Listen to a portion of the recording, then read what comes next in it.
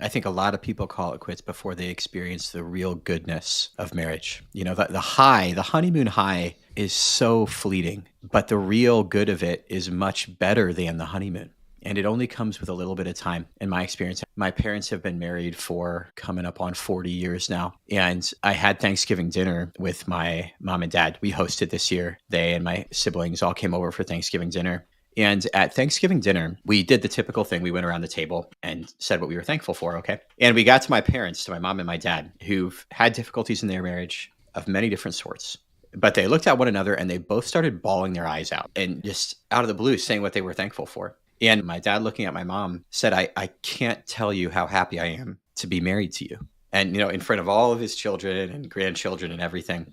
And my mom looked right back at him and said the same thing. And then my dad said, I feel like in the last 3 years of our marriage, we've become more happy than we've ever been before. And if you think about that, like that would mean, so they've been married like 39 years now. That would mean that around marriage, you know, year number 36, they started to descend into this whole nother, they had a happy marriage before that already. But around year 36, they hit this spot of like a whole new level of depth, as if the bottom had fallen out to a level of meaning that they hadn't previously had access to.